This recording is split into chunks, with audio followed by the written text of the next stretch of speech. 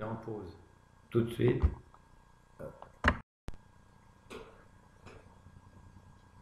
Bonjour Monsieur l'abbé. Bonjour Ludovic, bonjour à tous. Bonjour à tous. Peut-être pourrions-nous, Monsieur l'abbé, commencer par une petite prière. Bon, effectivement, le sujet va être spirituel et donc il convient de commencer par invoquer l'Esprit Saint. Au nom du Père et du Fils et du Saint-Esprit, ainsi soit-il. Venez Esprit Saint, remplissez le corps de vos fidèles et allumez en eux le feu de votre amour. Envoyez votre Esprit Seigneur et il se fera une création nouvelle. Et vous renouvellerez la face de la terre. Prions.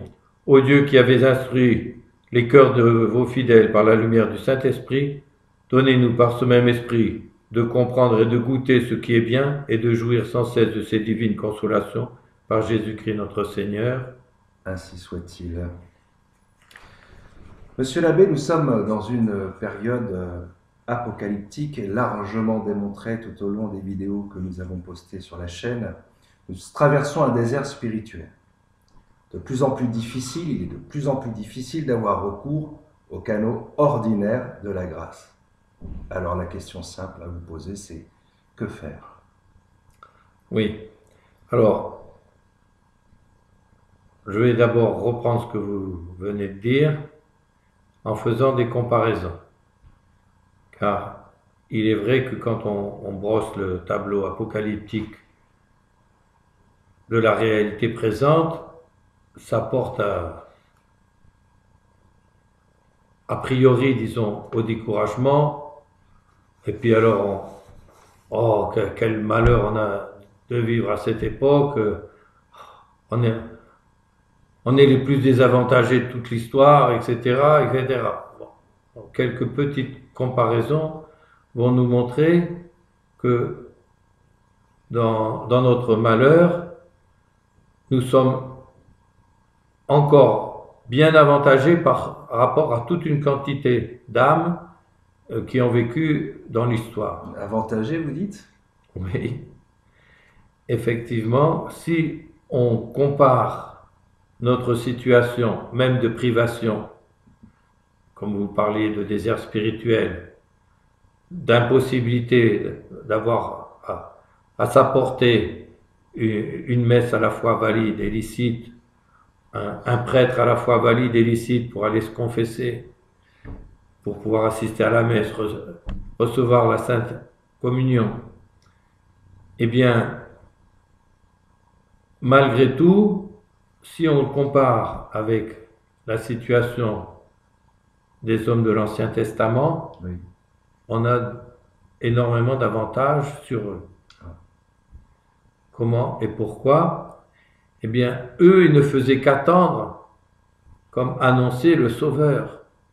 Ils avaient une vague idée, elle a été précisée au cours des siècles, plus on approchait, plus les annonces des prophètes devenaient précises, mais au début, ils n'ont qu'une vague idée du Sauveur, ils l'attendent, ils ont une vague idée aussi du sacrifice qu'il fera, et donc eux-mêmes offrent leur sacrifice en union avec ce futur sacrifice du Sauveur, mais ils n'en connaissent que de très généraux et vagues.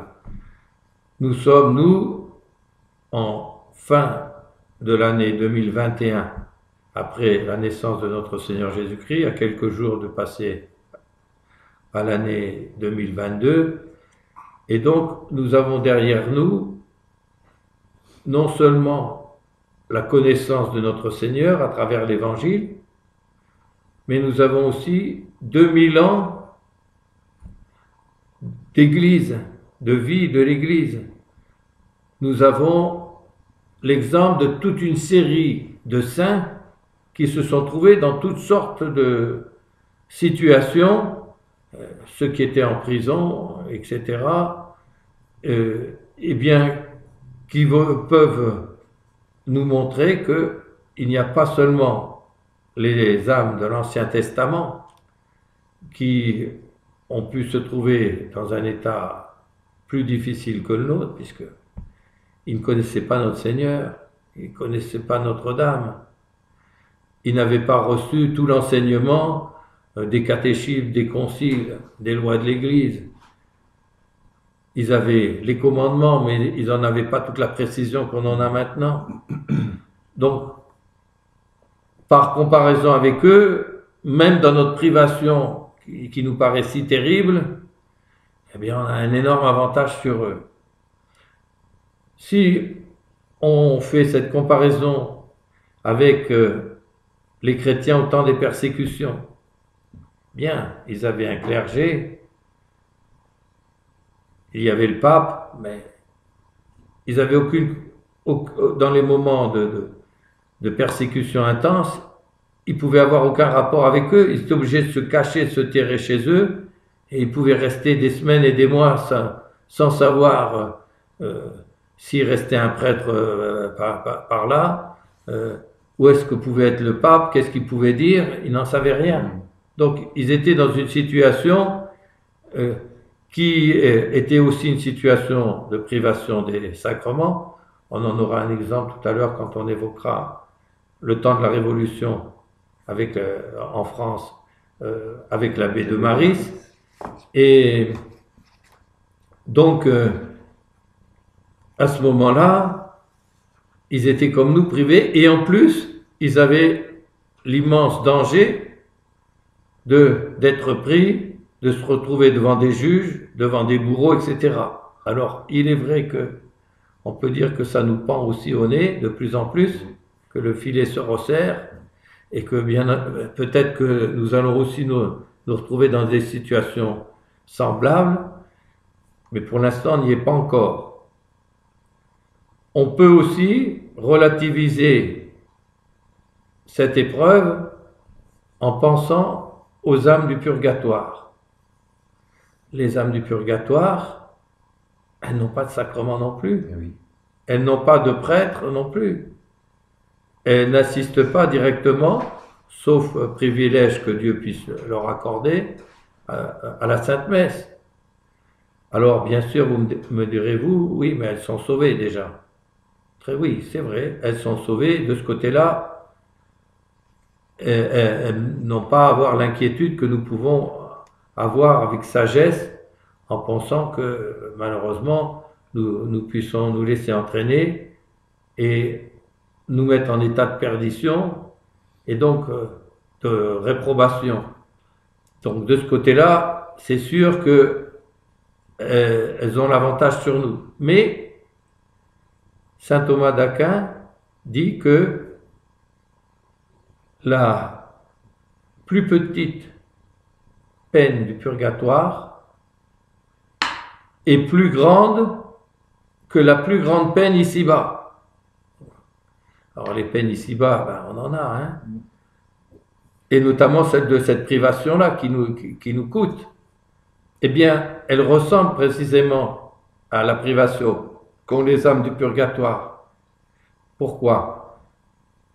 Leur âme a quitté leur corps, elles ont paru devant notre Seigneur Jésus-Christ pour le jugement particulier.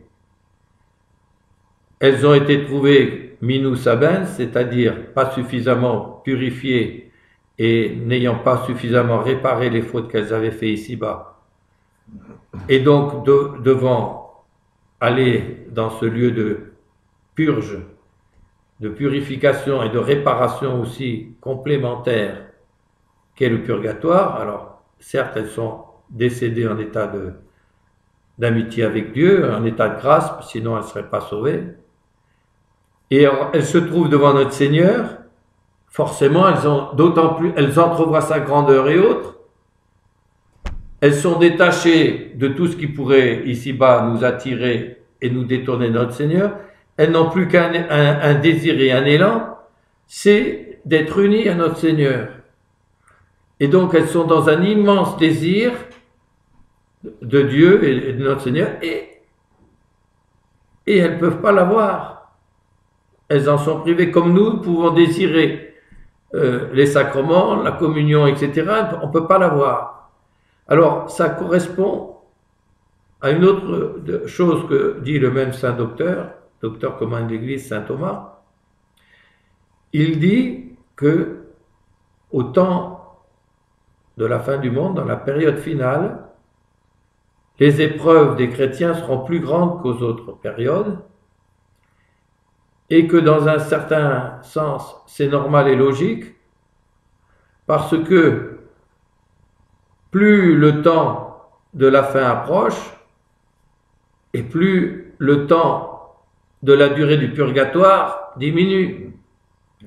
Car quand notre Seigneur va venir sur les nuées pour juger les vivants et les morts, il mettra la fin à l'histoire du monde présent ici-bas, il mettra la fin au temps, il mettra aussi la fin au purgatoire, puisque à ce moment-là, les derniers vivants qui auront eu toutes ces souffrances passeront par le déluge de feu, qui fera périr tout le monde, qui détruira tous les monuments et tout le reste, qui purifiera toute la terre. Et par le fait même, ils auront à ressusciter immédiatement, puisque ça sera le temps de la résurrection générale. Et pratiquement, donc, ils n'auront pas de purgatoire. Ils n'auront pas le temps de passer au purgatoire. Ce qu'ils ne pourront pas faire après, nous dit saint Thomas, eh bien, ils vont le faire avant.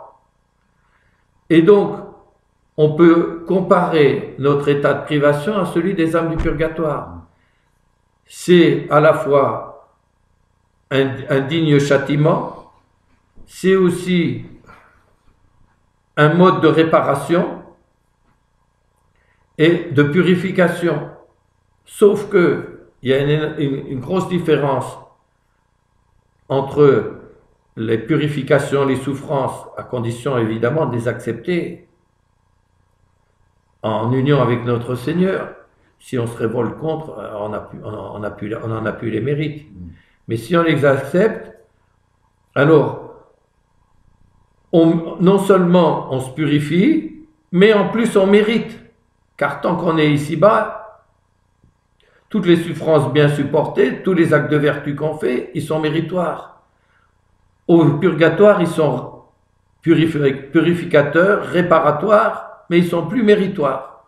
Le degré qu'ils ont atteint, le degré de grâce qu'ils ont atteint, auquel correspondra la place où ils vont se trouver pour l'éternité au ciel, eh bien, c'est terminé. Tandis que nous, en plus des souffrances et des purifications, alors il nous reste certes le danger de pouvoir se perdre aussi, mais par contre, on continue à mériter. Donc même en comparaison avec les âmes du purgatoire, si on se rappelle de la première parole de saint Thomas, que même les pires souffrances de la terre, et donc par exemple celles du temps de l'Antéchrist et de la fin, sont plus petites que la plus petite au purgatoire, donc dans un sens, on a cet avantage-là sur eux.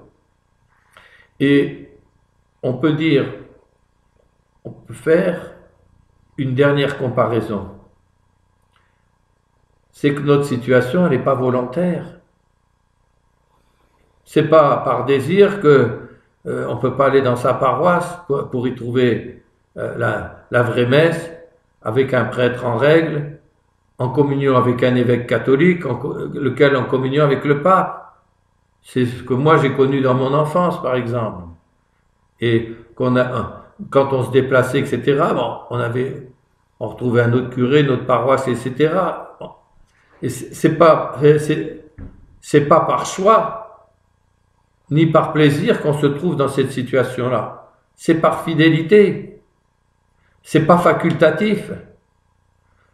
Dans la mesure où on peut avoir un prêtre un prêtre valide et licite, à portée de sa maison, de son domicile ou quoi, alors, à ce moment-là, c'est le devoir d'y aller. Et c'est ce qu'on a fait, nous, tant qu'on a pu le faire. Et par conséquent, non seulement c'est pas facultatif, mais si on faisait passer, en quelque sorte, notre volonté de consolation spirituelle, notre volonté de passer par les canaux ordinaires de la grâce, alors que la Providence nous met dans des circonstances où on en est privé, alors à ce moment-là, je vais aller m'adresser à des gens soit carrément schismatiques, parce qu'ils se sont unis à des schismatiques dans une lignée remplie de schismatiques, d'hérétiques et de sectaires, soit je vais me lier à des gens dont la doctrine s'oppose sur des points de foi à la doctrine de l'Église, et à ce moment-là, si je le fais en connaissance de cause, eh bien je fais une faute grave. Alors, on a dans la tête, à juste titre, qu'il y a une obligation de la messe le dimanche. Et c'est une obligation qui n'est pas légère, elle est subgravie. C'est-à-dire que ce n'est pas facultatif non plus d'aller à la messe le dimanche quand on peut l'avoir. Mais dans la situation où on est, il ne faut pas oublier une autre obligation et un autre devoir, c'est l'interdiction que fait l'Église, dans le canon 1258, de toute communication in sacris avec les acatholicistes, avec les non-catholiques, ou avec tous ceux qui ont des graves compromis avec eux. Et dans la mesure où, en connaissance de cause, on irait assister à la messe, par exemple, chez les autoproclamés orthodoxes, qui sont les schismatiques orientaux coupés de la papauté depuis des siècles, non seulement on ne remplit pas son devoir dominical, mais on fait une faute grave en y allant. On rajoute un péché grave, on se met en état de damnation en y allant, en connaissance de cause, je parle bien. Hein. Bien entendu, ceux qui ne savent pas, qui n'ont pas compris encore ou autre, admettons que le prêtre lui sache, mais les gens, eux, ne le savent pas, ils sont moins instruits, tant qu'ils ne s'en rendent pas compte, bon, ben, si la messe est valide, mais illicite, objectivement, ils font une faute, mais subjectivement non, parce qu'ils ne le savent pas, et qu'il y a toutes les apparences que c'est bon. Et à ce moment-là, Dieu, il voit le fond des cœurs et des esprits, et il peut donner ses grâces, malgré tout. Et c'est dans ce sens-là, alors, là, en l'étend même jusqu'au cas d'hérétiques qui ne seraient pas connus tels par ceux qui s'adressent à eux, on est dans le cas de ce que dit Saint Jean Chrysostome des mauvais prêtres. Il dit les mauvais prêtres sont comparables à l'eau baptismale. Quand on verse l'eau baptismale sur un enfant, bon, ça peut être aussi un adulte, mais l'eau baptismale sert à obtenir la purification par Dieu de cet enfant. Donc, elle sert de moyen à la grâce et de moyen puissant. Mais, dit-il, elle s'écoule et elle va dans les cloaques, c'est-à-dire dans les égouts. Voilà à quoi il compare les mauvais prêtres. Comme l'eau baptismale, ils servent de moyen à la grâce quand ce sont simplement des prêtres soit mondains, soit en état de péché mortel et autres, mais d'une façon qu'on ne connaît pas, mais qui sont quand même catholiques, ou alors quand ils ont toutes les apparences d'être catholiques alors qu'ils sont schismatiques, et que les gens qui s'y adressent ne le savent pas. Mais nous, une fois qu'on est en connaissance de cause, alors là, on n'a pas l'excuse, entre guillemets, de pouvoir s'adresser à eux. Et si on le fait, eh bien, on rajoute une faute grave. Donc, voilà, il était important, en abordant cette grave question, effectivement, que faire? Que faire quand on peut pas avoir à portée de soi les canaux ordinaires de la grâce? Que faire? Bon. C'est une situation très pénible, très dure, très éprouvante, mais on a vu aussi que ceux de l'Ancien Testament, les chrétiens en temps de persécution, les âmes du purgatoire, ou ceux qui trahissent pour soi-disant se servir des canaux ordinaires, mais contre la volonté de Dieu et contre les lois de l'Église, alors non seulement ils n'obtiennent pas la grâce, mais ils s'enfoncent. Et peut-être ça explique beaucoup de voir comment certains de ces milieux-là, qui ont pourtant les vrais sacrements et dont la cérémonie, etc., est valide quant à l'effet qu'elle produit, mais ils ne sont pas fructueux parce que, eh bien, dans la mesure où ceux qui y vont sont en connaissance de cause, eh bien, il faut une faute grave. Voilà. On peut conclure toute cette énumération de comparaisons par une citation de Don Moléon dans Les Patriarches, édité dans la maison La Source en 1953. Oui, alors je précise, les éditions de La Source. La Source, c'est un monastère bénédictin qui se trouve dans la région parisienne, Don Moléon était moine, prêtre, moine de ce monastère. Il écrit cela en 1953. Il y aura une deuxième édition après, je crois que c'est aux Nouvelles Éditions Latines en 1959, mais la première est de 1953, donc avant la crise, à bien noter, parce que vous allez voir que effectivement, ça correspond à notre triste situation, mais il fait lui aussi une comparaison de notre état. Ça fait écho à ce que vous venez de dire. Donc dans les Patriarches, citation, « Dieu a voulu montrer dans les Patriarches dès les origines du monde les prodiges que peut réaliser sa grâce, et comment elle a suffi en plein pays païen, alors qu'il n'y avait sur la terre ni évangile, ni église, ni prédication, ni sacrement, à conduire ceux qui lui furent fidèles jusqu'aux plus hautes cimes de la sainteté. C'est un exemple sur lequel tout homme sensé doit réfléchir, pour comprendre que, quelles que soient les conditions dans lesquelles il est appelé à vivre, il peut, lui aussi, s'il le veut, s'élever jusqu'à la perfection. » Alors, Don Moléon a fait une série d'ouvrages sur l'Ancien Testament et le rapport avec le Nouveau Testament.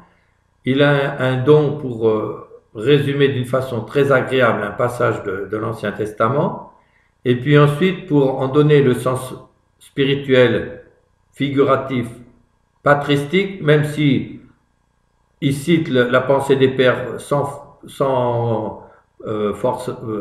forcément énoncer exactement qui ils sont. Et donc il a fait sur le roi David, etc. Là, c'est le tome sur les patriarches. Donc je ne sais plus, c'est pas indiqué la page. Hein. Donc, alors, pour rebondir sur ces comparaisons, cette conclusion et ce rappel de Don Moléon, prenons le cas concret de se retrouver seul face à son missel le dimanche, alors qu'on était habitué au chant, au sermon, à l'ambiance de la messe, à la présence de gens. Comment réchauffer son esprit et son cœur dans de pareilles circonstances? Bon, alors, là on prend le cas de quelqu'un qui, admettons par exemple, bon, là à notre époque c'est un peu partout, mais je suis ambassadeur en Russie. Bon, jusque-là j'avais un aumônier à l'ambassade, oui mais il est décédé. Le temps qu'on m'en envoie un autre, mince, ça tombe mal, c'est juste avant Pâques, c'est à la fin du carême, il a peut-être trop jeûné, bon, le pauvre aumônier, donc il est décédé, j'ai rien.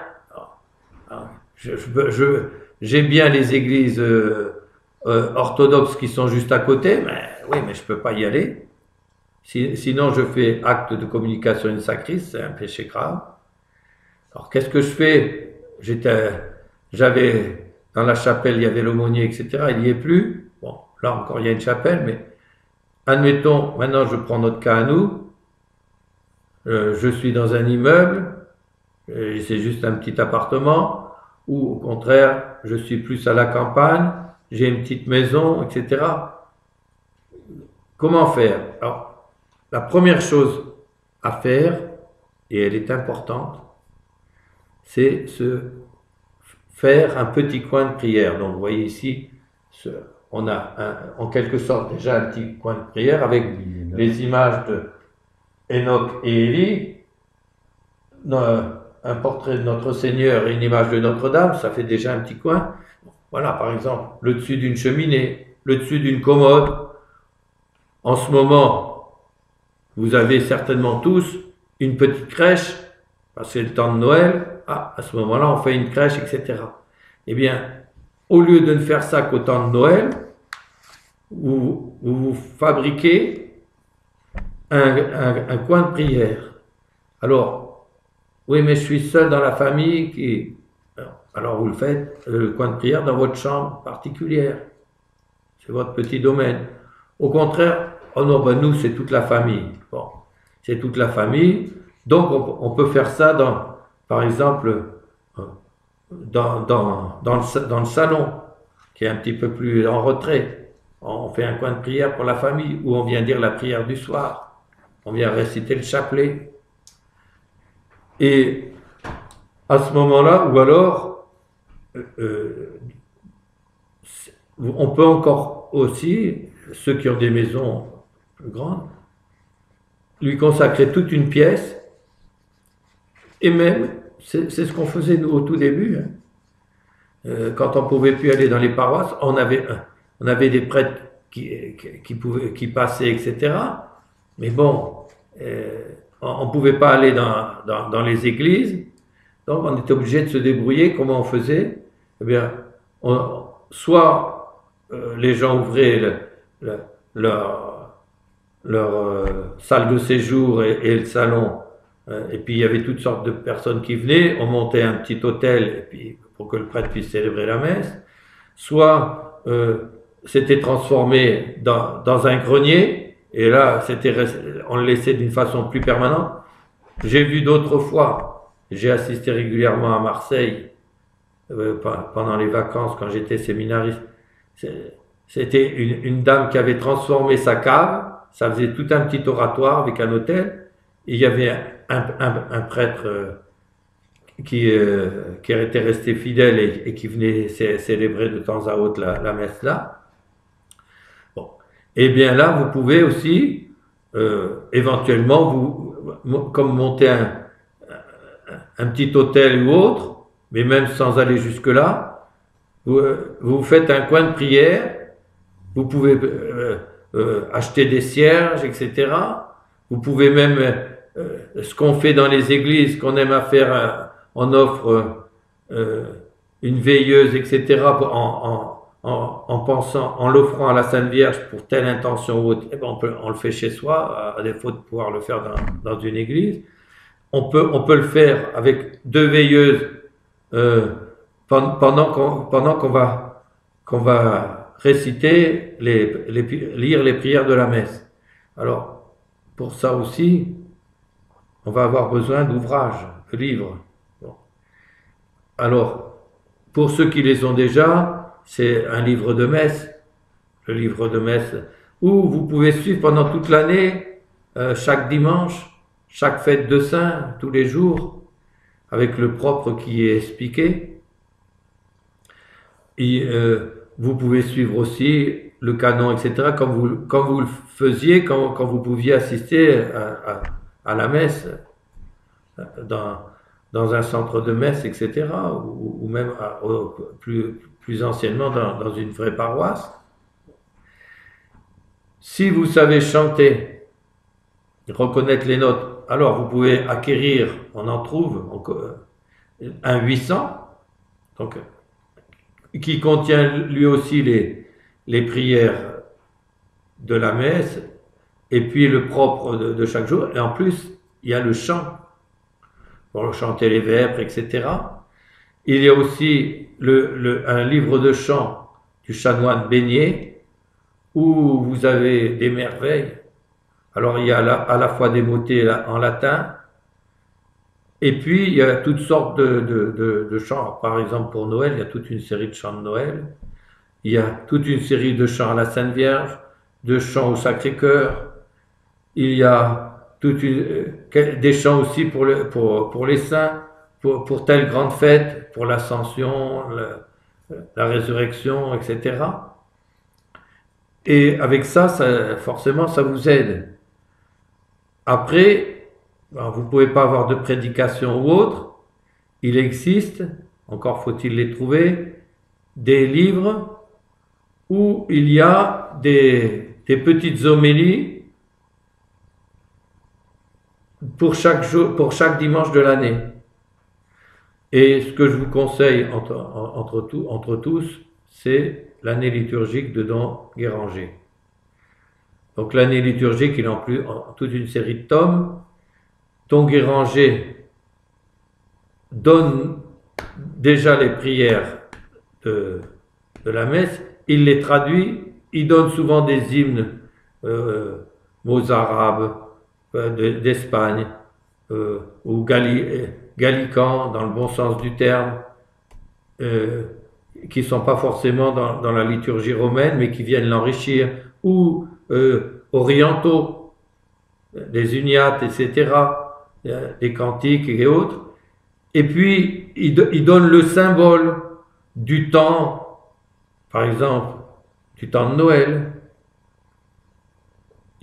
pour la circoncision, pourquoi ça a lieu le 8e jour, il explique la loi ancienne, etc., le saint nom de Jésus, et avec toutes les explications qu'il donne, vous avez, je dirais, presque plus qu'un sermon ordinaire. Et des fois, il y en a même tellement qu'on est obligé de lire qu'une partie. Alors, il n'est évidemment pas obligé de tout lire. Et ce que vous n'avez pas lu une année, vous le lirez l'année d'après. Alors, pour vous encourager, sachez que la famille Martin, donc la famille de Sainte Thérèse de l'Enfant Jésus, lisait régulièrement l'année liturgique, expliquant le temps du carême. Alors, pourquoi on jeûne, d'où viennent les prescriptions de l'Église, historiquement, etc. C'est d'une richesse vraiment formidable. Et ça, vraiment, ça vous enrichit de toutes sortes de manières. Et puis après, alors si vous savez chanter, vous chantez le propre. Si vous ne savez pas le faire, vous lisez au moins dans votre missel le propre, puis après vous pouvez passer au commun, l'offertoire, le canon. Et après, bien, évidemment, il va falloir apprendre aussi ce qu'est et la grandeur de la communion spirituelle, ce qu'on va aborder juste après, et aussi comment se préparer et réparer, etc., si on a fait des fautes, à défaut de pouvoir aller se confesser. Donc c'est ce qu'on va voir maintenant. Oui, parce que la plupart des gens vont à la messe pour chercher la communion spirituelle, la confession. Non, pas la communion sacramentelle. La sacramentelle, et, oui. Pardon. On va en parler de la communion spirituelle, mais enfin, ça en découle. Et la confession. Alors, je crois que le plus simple, parce que vous direz, il est bien gentil l'abbé, hein, mais en plus il est que diacre, alors ce qu'il dit est juste, etc. Bien, mais autant le faire d'une façon plus autorisée, surtout quand on a des auteurs qui ont fait ça d'une façon à la fois très complète et très brève.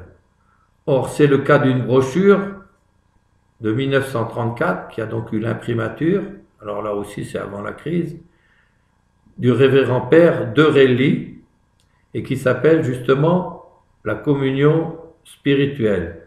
Donc, le mieux, c'est de laisser Ludovic nous lire des passages, et vous allez voir que ça va vous expliquer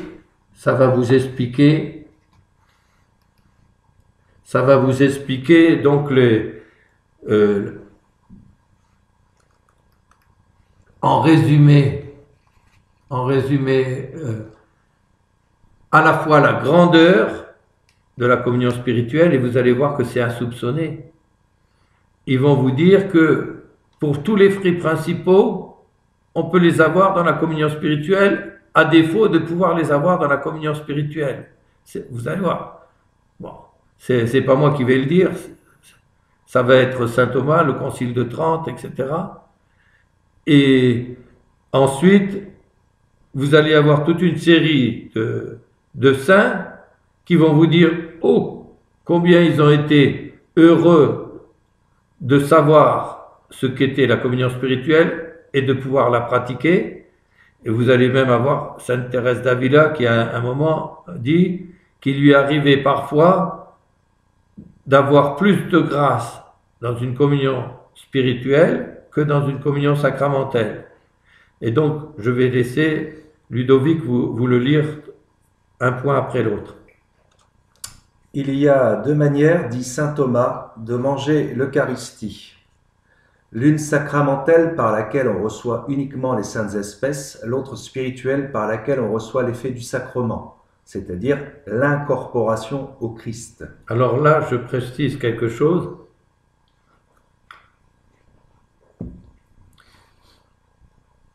On peut très bien recevoir la communion sacramentelle de mauvaise façon. D'abord, si c'est des schismatiques, et je le sais, vous communiez au schisme par le fait même. Bon.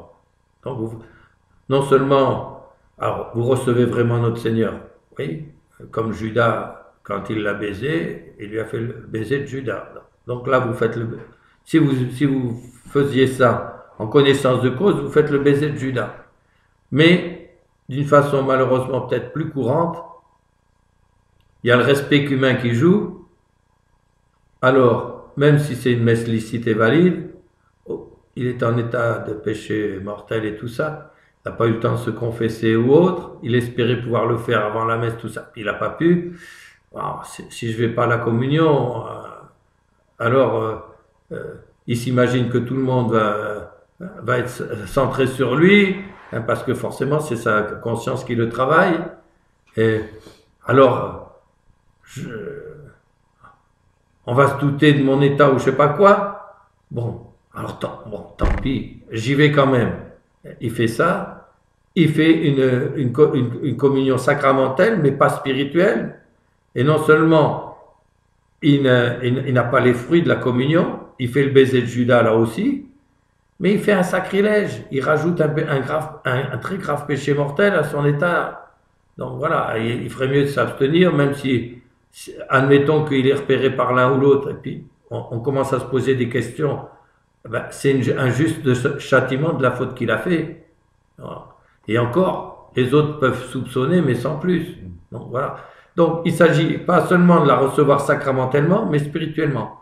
Et donc, saint Thomas explique d'abord, on peut recevoir sacramentellement et spirituellement, quand on la reçoit sacramentellement comme il faut. Et puis je vous laisse relire les différentes possibilités. Mais il y a aussi deux façons de manger spirituellement le sacrement de l'Eucharistie et d'en recevoir les effets. Ou dans la communion spirituelle et sacramentelle à la fois par laquelle on reçoit le sacrement en réalité, ce que vous venez de dire, ou dans la communion spirituelle seulement par laquelle on reçoit le sacrement en désir. Sans doute... Donc voilà, communion spirituelle, c'est communier à notre Seigneur en désir. Bon. Et comme notre Seigneur, il est véritablement, il est homme et tout ça, mais il est véritablement Dieu, c'est un esprit qui s'unit à notre esprit. Alors, on le fait d'une façon privilégiée par le sacrement, parce que là on est sûr que notre Seigneur y est et donc on l'a, mais forcément, Dieu il n'est pas lié au canot ordinaire de la grâce. On a le désir de s'unir à lui et autres. Vous allez voir ce qu'il dit à certains saints quand c'est le cas, et comment ça peut produire une union très intime, même en dehors du sacrement. Sans doute, La communion sacramentelle, dit le saint docteur, n'en devient pas inutile pour cela, car, premièrement, le désir serait illusoire, qui ne se réaliserait pas dès que c'est possible. Voilà, si on pouvait communier sacramentellement, alors, non, moi je fais juste la communion spirituelle, j'assiste à la messe, mais bon, je vais juste communier. Ben non, si vous avez vraiment le désir, eh bien, vous ne pouvez pas l'exprimer d'une façon plus forte.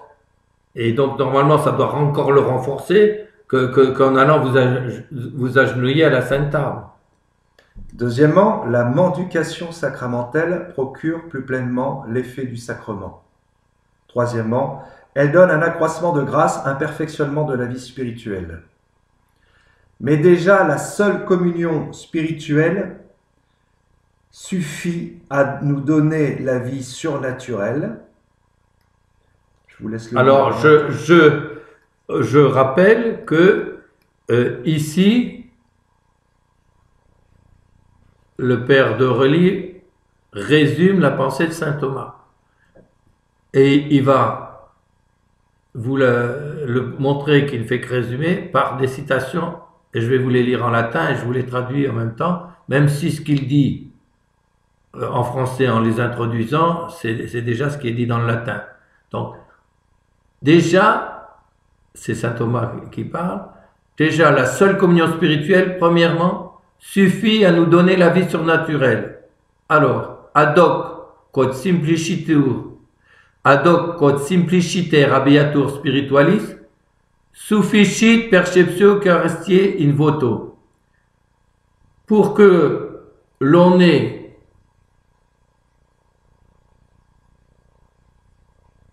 la perception de l'Eucharistie spirituellement, in voto, ça veut dire en désir. Le seul désir déjà suffit. Deuxièmement, nous apporte le fruit, les effets de la communion. Desiderant Eucharistiam et per consequens recipiunt rem ipsius. Donc ça, c'est les termes même de saint Thomas. Il désire l'Eucharistie et par conséquent, recipiunt rem ipsium, ils la reçoivent elle-même. Donc ils en reçoivent elles-mêmes, c'est-à-dire notre Seigneur lui-même, qui est dans la Sainte Eucharistie, se donne à eux déjà rien que par le désir. Troisièmement, nous transforme en Jésus et nous incorpore à lui. Potes aliquis in Christo mutari et incorporari voto mentis, essiam sine eius sacramenti perceptione. Retenez bien ça, quelle consolation c'est pour nous, tout ça, toutes ces vérités. Il est possible, quelqu'un peut être changé dans le Christ, c'est fort, et être incorporé à lui par le désir de l'esprit, essiam sine eius sacramenti perceptione, même sans la réception de ce sacrement.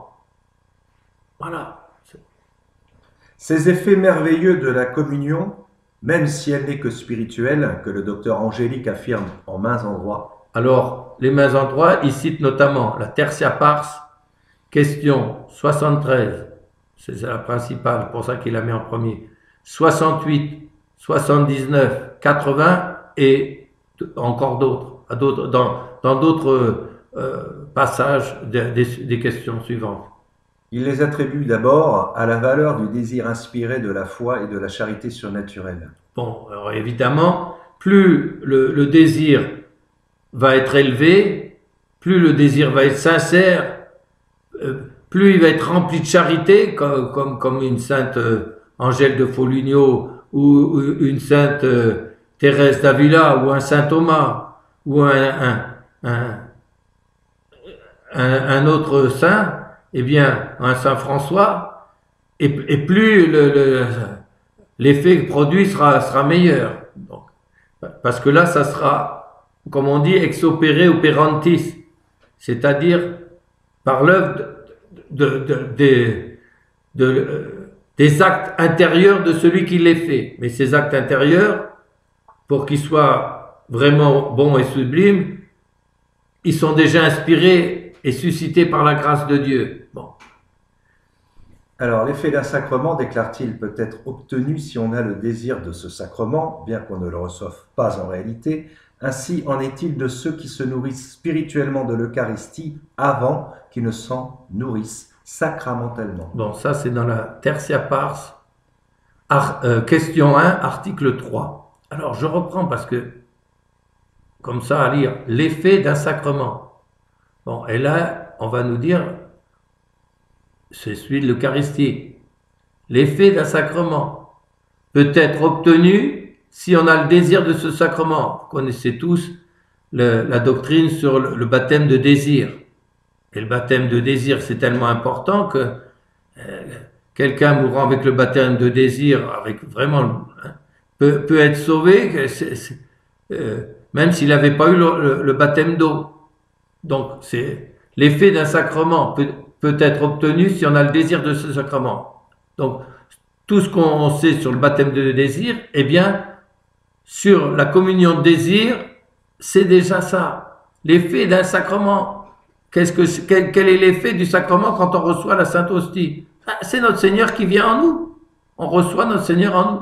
Donc, l'effet du sacrement de l'Eucharistie, qu'on s'unisse à notre Seigneur et qu'il vienne en nous, peut être obtenu si on a le désir de ce sacrement, bien qu'on ne le reçoive pas en réalité. C'est clair. Ainsi en est-il de ceux qui se nourrissent spirituellement de l'Eucharistie. Ah, ça veut bien dire que c'est bien de l'Eucharistie qui parle là. Avant qu'ils ne s'en nourrissent sacramentellement. Bon, parce que normalement, le désir doit porter que dès qu'on peut le faire sacramentellement, on le fasse. Mais si on ne peut pas, le désir il reste réel.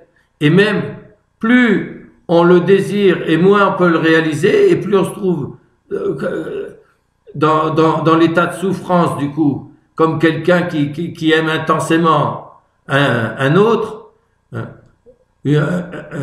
un fiancé, sa fiancée, etc. Ils ont le désir de la présence de l'autre intense, etc. Bon, et bien là, avant qu'ils s'en nourrissent, normalement, ce désir de la présence, ben, on fait tout ce qu'on peut pour le rendre effectif. Dès qu'ils peuvent, ils se retrouvent. Bon. Et il compare cette efficacité à celle du baptême de désir, ou de la contrition parfaite, incluant le désir de se confesser. Alors, écoutez bien ça. Ça nous explique déjà ce qui suit. Bon, il compare cette efficacité à celle du baptême de désir. On va y revenir encore par une citation plus bas de saint Thomas. Mais aussi à la contrition parfaite, incluant le désir de se confesser. On en a, les pères se servent de la guérison. Donc là, j'anticipe un peu. On est dans la communion spirituelle, j'anticipe un peu avec la confession. Mais on a l'exemple des 10 lépreux. Les pères nous disent que ils sont la figure de ceux qui sont en état de péché mortel. Ils viennent retrouver notre Seigneur. Guérissez-nous. Mon Dieu, j'ai péché, pardonnez-moi. Alors qu'est-ce que fait notre Seigneur? Il leur dit, il faut passer par les canaux ordinaires de la grâce. Si on peut, évidemment. Donc, et comment il leur dit ça? Vous savez que la loi prescrit que quand vous êtes guéri, il faut aller vous montrer au prêtre pour constater que vous êtes bien guéri. Donc là, c'est le symbole. Bon, vous avez déjà le désir d'être pardonné, mais vous avez le devoir d'aller trouver le prêtre pour vous confesser. Si c'est un état de péché mortel, sinon vous n'en sortez pas. Hein? Et alors, évidemment, pour ça, il faut avoir un prêtre. Il faut avoir un prêtre valide, un prêtre catholique, et qui a les pouvoirs pour vous absoudre, ce que tous les prêtres n'ont pas forcément. Et qu'est-ce qui se passe? Alors, ils obéissent à notre Seigneur, donc ils ont le désir de se faire voir aux prêtres, de montrer leur état et d'obtenir la guérison par notre Seigneur, car les prêtres, ils sont que des instruments de Dieu.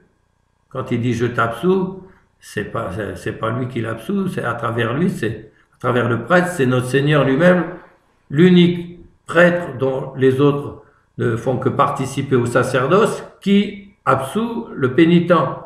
Alors ils y vont et ils sont déjà guéris à l'avance. Puis il y en a qu'un qui pense à revenir. Alors qu'est-ce que nous disent les pères? Eh bien ils s'en servent, et le concile de Trente, qu'on va citer plus bas, se sert aussi de ça. Là on va le citer pour la communion, mais on pourrait le citer aussi pour le sacrement de pénitence. Et déjà le seul désir, mais le désir réel, de demander pardon à notre Seigneur, de réparer, etc., et dans la mesure où on le peut, d'aller trouver un prêtre, avant même que vous ayez pu le faire, vous l'avez déjà obtenu. Par contre, ça vous laisse quand même l'obligation de faire la confession, dans la mesure où vous le pouvez. Donc, si on relit ce que vous venez de dire, il compare cette efficacité à celle du baptême de désir, celle-là on la connaît bien, ou à la contrition parfaite, incluant le désir de se confesser. Alors, encore un détail, pour obtenir déjà, même en dehors de la confession, le pardon de Dieu, il ne suffit pas d'une attrition, mais il faut une contrition. Bon, on parle de contrition parfaite, mais en fait, le terme, ça serait l'attrition d'un côté et la contrition de l'autre. L'attrition, c'est je veux demander pardon parce que j'ai pas envie d'être damné. Autrement dit, je vais me confesser par crainte d'être damné. La contrition, c'est mon Dieu, je me rends compte que je vous ai, comme le roi David. Il n'avait pas de confesseur non plus. Il avait Nathan le prophète pour l'exciter à la pénitence, comme je peux essayer de vous exciter moi ici, mais Nathan n'avait pas plus que moi le pouvoir de vous absoudre. Il y a que les prêtres qui peuvent le faire, et encore quand ils ont la juridiction pour le faire. Bon, voilà. Mais le roi David, oh mon Dieu, je me rends compte, moi qui vous aime tant, qui chantais les psaumes, tout ça, je me suis laissé entraîner dans toute une série de péchés graves. Maintenant, grâce à votre prophète qui m'a réveillé la conscience, et le prophète Nathan, je vous demande pardon. Et lui, il le fait par amour de notre Seigneur et par détestation du péché comme quelque chose de sale. C'est pas seulement pour mon propre intérêt, parce que j'ai peur d'aller en enfer. Vous comprenez la différence? Ça, c'est l'attrition. Eh bien, l'attrition suffit, en plus du sacrement, de l'absolution sacramentelle cette fois-ci, mais elle ne suffit pas sans l'absolution sacramentelle. Par contre, la contrition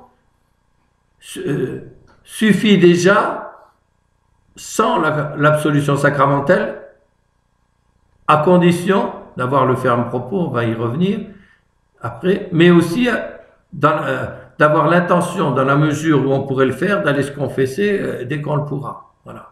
Mais il y ajoute une efficacité spéciale venant de l'excellence du sacrement de l'Eucharistie. Telle est l'efficacité de sa vertu propre, que le désir même de ce sacrement obtient à l'homme la grâce qui le vivifie spirituellement. Quelle que soit d'ailleurs l'explication, le fait reste, pour lui, hors de contexte. L'effet du sacrement de l'Eucharistie, l'unité du corps mystique sans laquelle il n'est point de salut possible, peut être obtenu avant la réception du sacrement par le désir de le recevoir. Donc voilà, ça ressemble vraiment à ce qu'on a déjà l'habitude de connaître sur le baptême de désir. Alors, maintenant, saint Thomas, c'est avant, il va y avoir le concile de Trente contre les protestants. Et vous voyez, là, ils vont distinguer, il y a une part de juste dans ce que disaient les protestants, et là, ils vont distinguer la part de juste et la part de faux. Entre parenthèses, il faut savoir une chose, c'est pour vous montrer l'importance aussi de saint Thomas. si les papes l'ont appelé le docteur commun de l'Église, c'est pas pour rien. Lors du Concile de Trente, ils se réunissent dans une église, tous les pères, les évêques et les théologiens et autres. Il y avait notamment Saint-Pierre Canisius et d'autres, et Saint-Charles Borromée, etc. Ils avaient un grand pupitre où il y avait 2 livres pour leur servir de source. Comme vous pouvez le deviner, la première, c'était les Saintes Écritures, et l'autre, c'était les canons des 5 conciles et tout ça. Non, la somme théologique de saint Thomas. Voilà. Alors, ça ne va pas être étonnant que le père d'Aurélie fasse le lien entre saint Thomas et la 13e session du Concile de Trente. C'est cette doctrine de saint Thomas que reprendra quelques siècles plus tard, en s'appuyant sur la tradition, le Concile œcuménique de Trente, dans ses décrets dogmatiques sur l'Eucharistie. On y lit au chapitre 8 de la 13e session: « Quant à l'usage que l'on doit faire de l'Eucharistie, nos pères ont légitimement et sagement distingué 3 façons de recevoir ce Saint-Sacrement. » Alors, 3 façons. Alors, on en connaît tous une, écoutons bien. Quelques-uns le reçoivent seulement sacramentellement, ce sont les pécheurs. Alors, ça correspond à ce que je vous ai expliqué plus loin. Je ne vais pas me faire repérer, je vais recevoir le Saint-Sacrement. Je reçois vraiment notre Seigneur en moi. Oui, mais vous lui avez fait le baiser de Judas parce que vous êtes en état de péché mortel. Ce sont les pécheurs. Ce sont les pécheurs, d'autres sacramentellement et spirituellement, ce sont ceux qui, s'étant éprouvés et préparés, s'approchent de la table sainte avec la robe nuptiale. Autrement dit, ceux qui font une communion sacramentelle, en état de grâce et avec des bonnes dispositions sur le moment. D'autres, enfin, spirituellement seulement. Ah, c'est notre sujet là. Ce sont ceux qui mangent ce pain céleste en désir, avec une foi vive, animée par la charité, et qui en sentent aussi le fruit et l'utilité. Alors maintenant, l'abbé d'Aurélie montre que ce qui est dit là c'est carrément un passage du Concile de Trente. Maintenant, ça va être mis à la portée des fidèles par le catéchisme romain du Concile de Trente, qui est entre parenthèses rédigé sous l'autorité justement de saint Charles Borromée. Donc, il s'agit du formulaire officiel de la doctrine romaine, publié par les papes Pie V et Clément XIII, en vertu d'un décret du Concile de Trente, donc transmettra aux pasteurs des âmes cette doctrine. Le paragraphe 55 du chapitre 4 de la 2e partie a pour titre « De combien de façons pouvons-nous communier au corps et au sang du Seigneur ?» Alors, vous voyez, on va retrouver ce qu'a dit le Concile de Trente dans le catéchisme du Concile de Trente. On doit enseigner aux fidèles, y lit-on, quels sont ceux qui peuvent profiter des fruits admirables de l'Eucharistie et leur dire qu'il n'y a pas qu'une manière de communier, afin que le peuple fidèle se porte avec une sainte émulation vers les meilleurs dons. Il reprend alors les paroles mêmes du Concile, s'appuyant sur les témoignages de nos anciens dans la foi, pour ranger près de la communion sacramentelle la communion spirituelle. Écoutez bien. Et lui attribuer les mêmes effets. Oh, quelle consolation pour ceux qui en sont privés.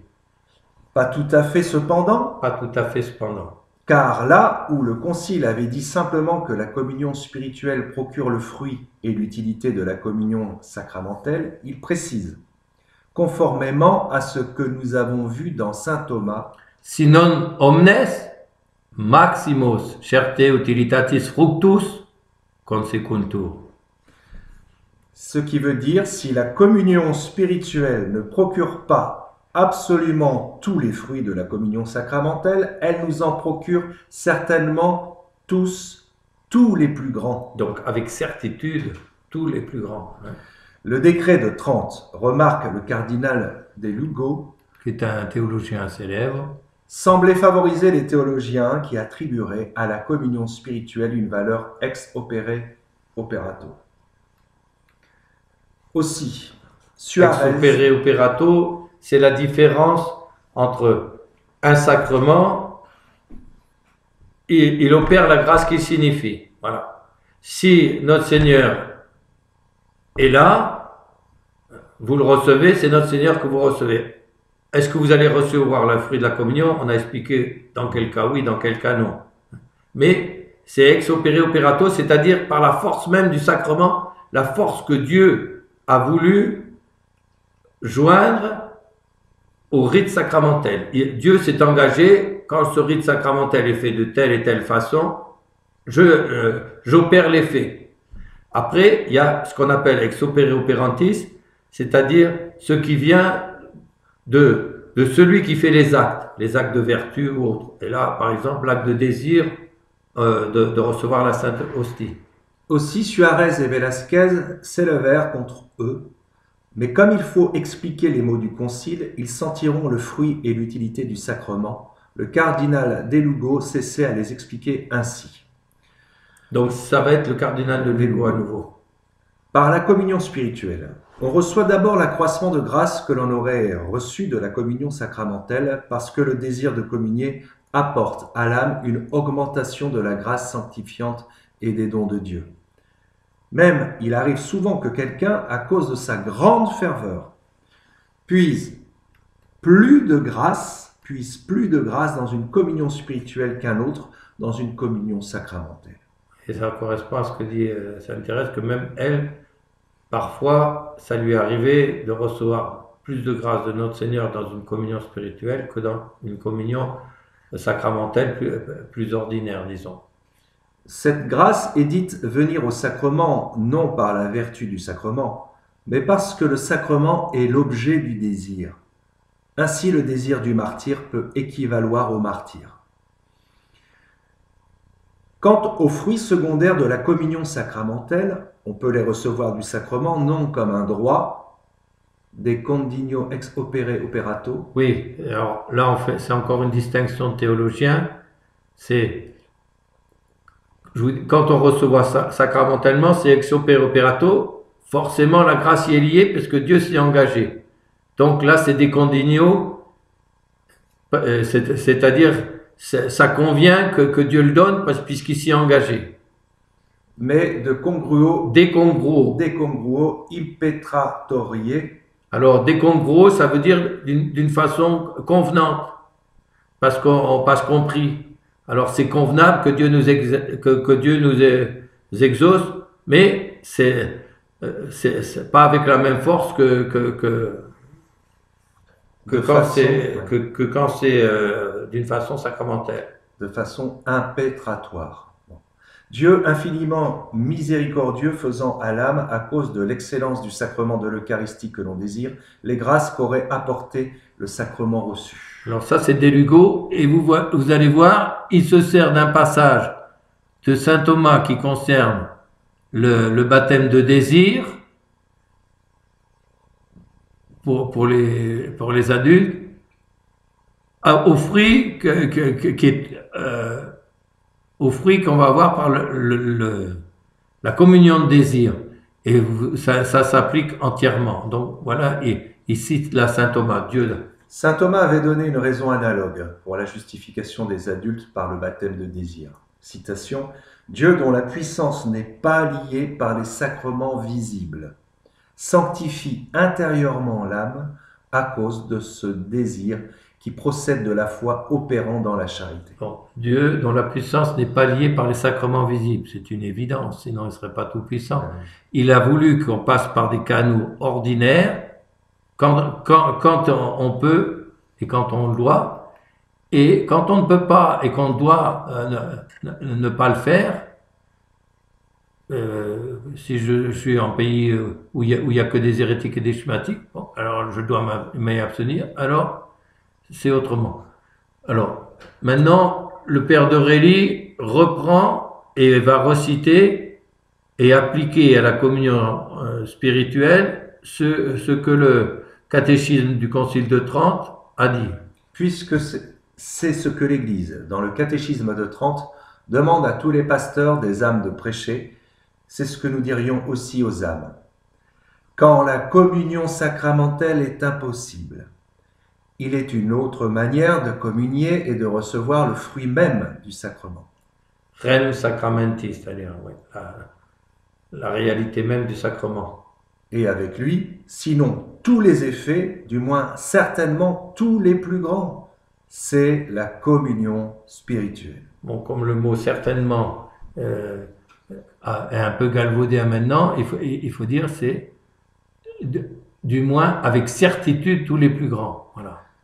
Alors vous allez voir maintenant le révérend père de Rély, après avoir cité le docteur commun et le concile de Trente, va s'appuyer sur les saints. Et alors vous allez voir là encore la richesse de ce qu'ils disent.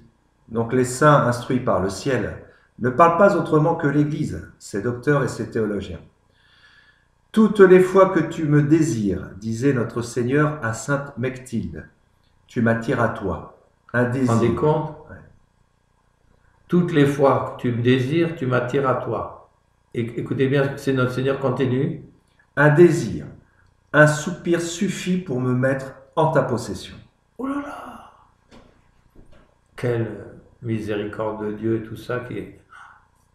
Et en même temps, quel amour, quel amour! Alors encore notre Seigneur. Cette fois-ci à sainte Marguerite Marie. Ton désir de me recevoir a si vivement touché mon cœur que si je n'avais pas institué ce sacrement, je l'aurais fait en ce moment pour me rendre ton aliment.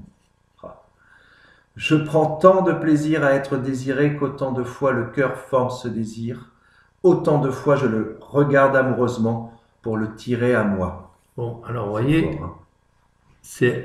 on part du cas de Sainte Mélchie, de Sainte Marguerite Marie, mais le Sacré-Cœur dit à Sainte Marguerite Marie, il généralise.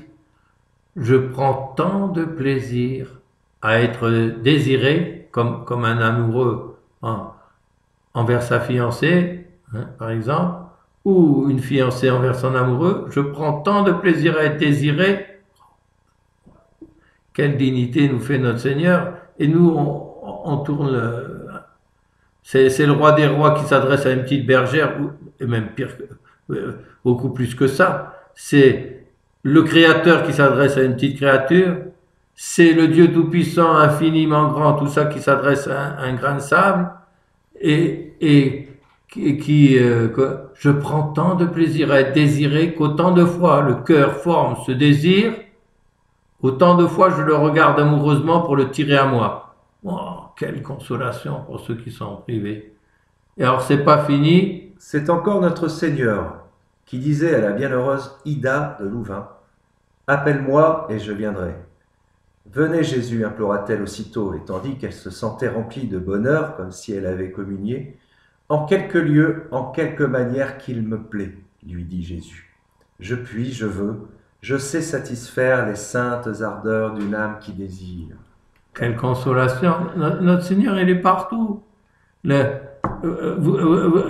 êtes fiancé, votre fiancé, que ça soit et ou et eux, vous pouvez pas l'avoir tout le temps avec vous. Mais vous pouvez être en prison, vous pouvez être dans un car, dans un train, dans un avion ou quoi. Si vous pensez à notre Seigneur et tout ça, il est partout. Vous l'avez partout. Et c'est le Christ encore qui chargeait sainte Marguerite de Cortone de rappeler à un religieux la parole de saint Augustin. « Crois et tu auras mangé. » Cette mise en possession du Christ, cette façon mystérieuse par laquelle le Christ se fait vraiment notre aliment, cette venue en nous du Christ, ce regard merveilleux qui nous attire à lui, cette mendication spirituelle du Christ, qui est le fruit propre de l'Eucharistie, s'accompagnera aussi toujours au témoignage des saints de la plupart des autres effets de la communion sacramentelle. La liturgie appelle celle-ci la nourriture et le remède. Cibus et remedium. Saint Augustin appelle celle-là le pain du cœur et la guérison du cœur. Alors puisqu'on est avec le cibus et saint Augustin, je vais vous faire une autre citation de saint Augustin. Il faut des saints pour avoir le courage de dire les choses comme ça. il dit, si vous êtes en état de grâce, vous recevez notre Seigneur, c'est Shiboum. C'est une nourriture qui vous fortifie. Il dit aussi, si vous êtes en état de péché mortel,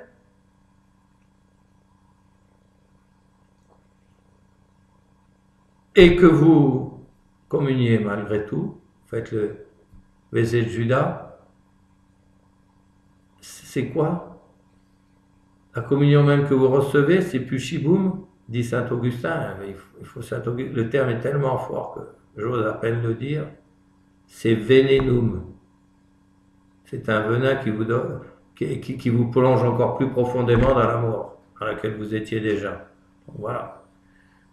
Alors, on continue là, puisque là, on est avec des gens fervents et des gens qui désirent notre Seigneur et des gens qui, ça leur suffit pas de pouvoir célébrer la messe tous les jours, de pouvoir communier tous les jours, ça leur suffisait pas. Alors on va voir divers exemples de comment ils se rattrapaient. Celle-ci est l'aliment quotidien de la ferveur, et le Saint Curé d'Ars dit de celle-là, la communion spirituelle faite à l'âme comme un coup de soufflet sur un feu couvert de cendres et qui commence à s'éteindre. Quand nous sentons l'amour de Dieu se refroidir, vite, la communion spirituelle. Celui qui mange ma chair vivra par moi, avait dit notre Seigneur dans l'Évangile, et il disait à sainte Mechtilde, à ton réveil, soupire après moi de tout ton cœur. Aspire-moi par un soupir d'amour et je viendrai en toi. J'opérerai en toi toutes tes œuvres. Je souffrirai en toi toutes tes souffrances. On sait le retentissement éternel d'une communion sacramentelle.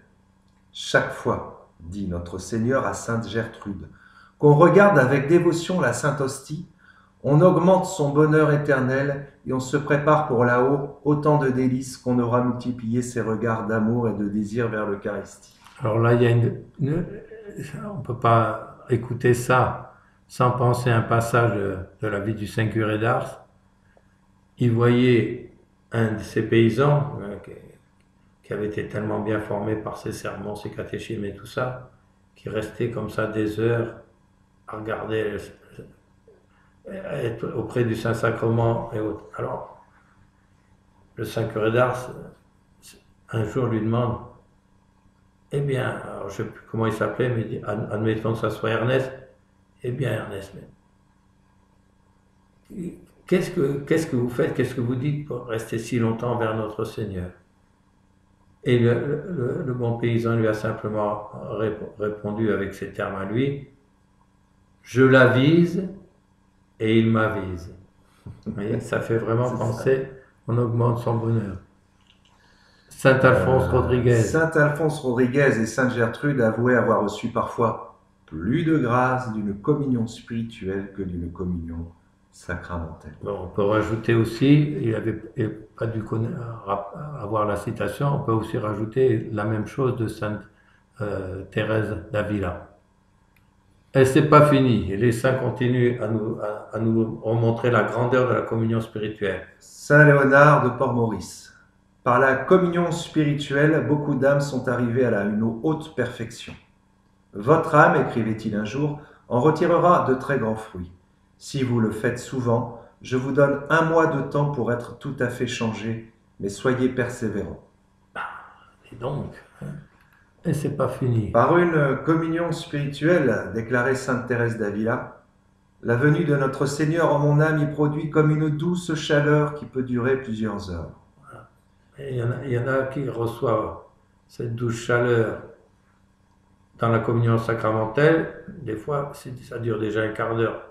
C'est bien, mais là, ça a lui arrivé par une communion spirituelle, la venue de notre Seigneur en mon âme, donc par la communion spirituelle, dans un certain sens, il y était déjà, puisqu'une âme en état de grâce a en elle le temple de la Sainte Trinité. Et enfin, disons, dans ces moments-là, eh bien, il intensifie sa présence et sa grâce, eh bien, produit comme une douce chaleur qui peut durer plusieurs heures. Bon, c'était Sainte Thérèse d'Avila.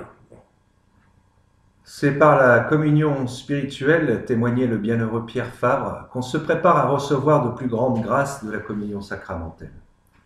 Et C'est Saint Jean-Marie Vianney, Saint Jean-Marie Vianney, le Saint curé d'Ars, se consolait par elle de ne communier qu'une fois par jour.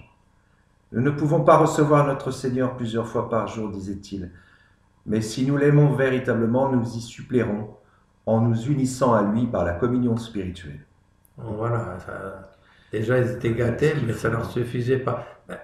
Plus, Saint Grégoire dit aussi, plus on y goûte, et plus on goûte aux choses spirituelles, et plus on les désire, et quelquefois, plus on s'en écarte, et moins on en a le désir, et voilà, et du coup on se refroidit. Pour finir, ce cri de sainte Angèle de Foligno, si mon confesseur ne m'avait pas appris cette manière de communier, je n'aurais pu vivre. Ne pouvons-nous pas conclure cet exposé de l'efficacité de la communion spirituelle en disant, avec Monseigneur de Gibergues, la communion spirituelle est peu connue dans sa puissante efficacité et trop peu pratiquée. On n'apprécie pas assez son étonnante valeur. Nous le disions nous-mêmes entièrement à son Excellence, Monseigneur Gerlier, qui était évêque de Lyon. Et il nous répondit aussitôt, « Vous me parlez exactement comme le pape me parlait il y a quelques jours. Je lui demandais de permettre aux grands malades de nos pèlerinages de communier chaque jour sans être à jeun. Et, au lieu de me répondre avec élan, comme je m'y attendais, qu'il accordait la permission, je fus étonné de l'entendre me dire « Mais on n'apprécie pas assez dans ce cas la communion spirituelle. » Voyez donc ce qu'en dit Alphonse de Liguori. Saint Alphonse de Liguori redit lui aussi qu'elle est une vraie communion.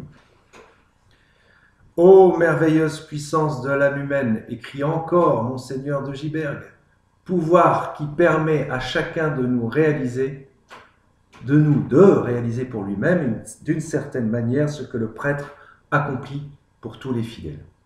Un pauvre sauvage n'a plus de prêtre pour le baptiser, mais il fait monter vers le Seigneur la clameur de son désir, eh bien le voilà baptisé.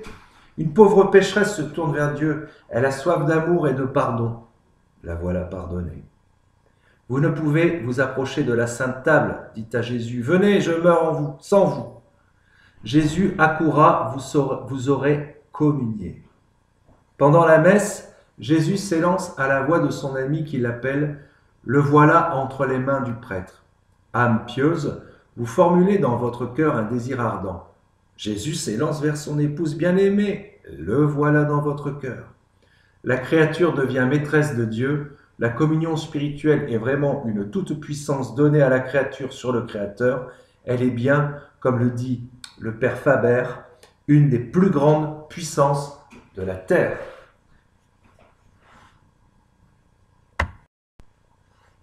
Bon, très bien, me direz-vous.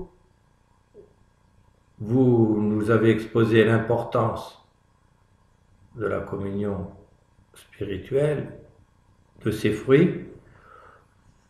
On a vaguement abordé en quoi elle consistait, mais vaguement seulement. Vous ne pourriez pas nous préciser un peu plus exactement en quoi consiste la communion spirituelle et comment la faire? Eh bien, c'est le dernier point qu'aborde le révérend père d'Aurélie. Donc, on va laisser Ludovic nous le lire. Alors, en quoi consiste au juste la communion spirituelle, se demande-t-il, et voici sa réponse. En un désir sincère de recevoir Jésus dans l'Eucharistie, désir né d'une foi vive et animé par la charité surnaturelle. Ainsi l'a défini Suarez après saint Thomas. Le Concile de Trente disait d'une façon plus réaliste, elle consiste à manger en désir le pain céleste avec une foi vive qui agit par amour. La formule la plus simple serait « Veni Domine Jesu » « Venez Seigneur Jésus » ou celle de nos petits croisés « Jésus, hostie, j'ai faim de vous ». Mais la communion spirituelle suppose, premièrement, qu'on peut vivre sacramentellement. Les anges ne peuvent faire la communion spirituelle. Deuxièmement, qu'on ne peut en ce moment communier sacramentellement. Sinon, le désir n'étant pas sincère, en serait inefficace.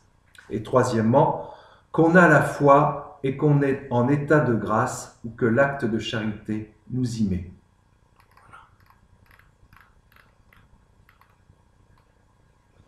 La communion spirituelle devrait avoir sa place. D'abord, à un moment fixe, tous les matins, où l'on ne peut communier.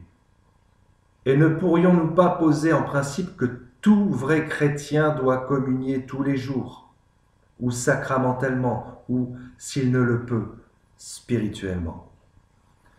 L'Eucharistie est le pain du jour.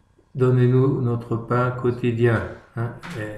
Alors, il y a le pain pour notre corps, il y a aussi le pain spirituel de la bonne doctrine et autres, mais il y a aussi le pain qui est justement la Sainte Communion, et donc soit sacramentellement, soit spirituellement. Mais en plus de cette communion quotidienne, sacramentelle ou spirituelle, comme il faudrait que l'habitude de la communion spirituelle soit prise par tous, par exemple le soir avant le coucher, en pensant à la communion du lendemain, et le matin après l'offrande dès le réveil, à ton réveil, disait notre Seigneur à Sainte Mechtilde, soupire après moi de tout ton cœur, à la communion de la messe, si l'on ne peut vraiment pas communier sacramentellement. Par exemple, parce que on était fatigué et autres, et on a dû manger et autres, et comme il fallait être à jeun, eh ben on peut pas communier parce qu'on n'est pas à jeun. Voilà. Alors il faut dévorer des yeux de l'esprit ce divin aliment, ouvrir la bouche de son âme avec un ardent désir de le recevoir. Rodriguez.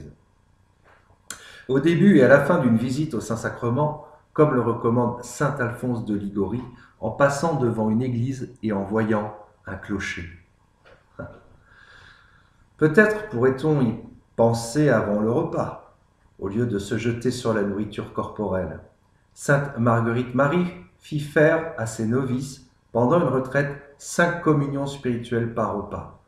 Elle-même, pendant une retraite, la faisait à chaque morceau qu'elle prenait. Qu'est-ce qu'on est petit à côté d'eux, hein?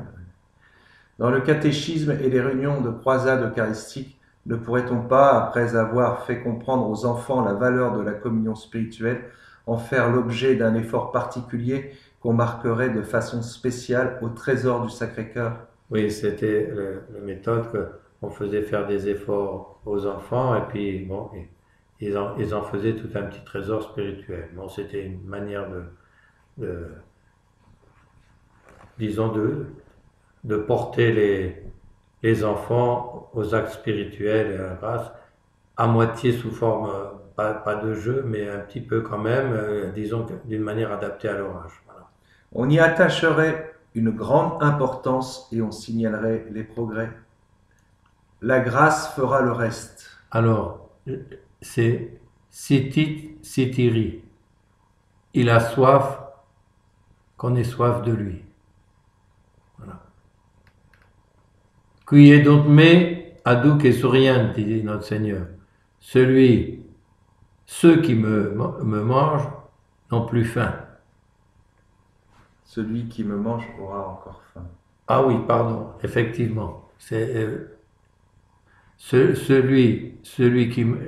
qui me mangent, alors là ils l'ont mis au singulier, aura encore faim, c'est-à-dire, oui, c'est ce que je disais donc avec Saint Grégoire, c'est que plus on est porté à la spiritualité et plus on en a faim. Voilà. Plus le mangerons spirituellement ou sacramentellement, plus nous aurons faim de Jésus, plus nous le mangerons. Et nous arriverons à cette soif insatiable de communier que le Sacré-Cœur donnait à Sainte Marguerite Marie, comme la marque qu'elle était conduite par le Saint-Esprit. Tu reconnaîtras que c'est mon esprit qui te guide, en ce qu'il te donne une soif insatiable de communier.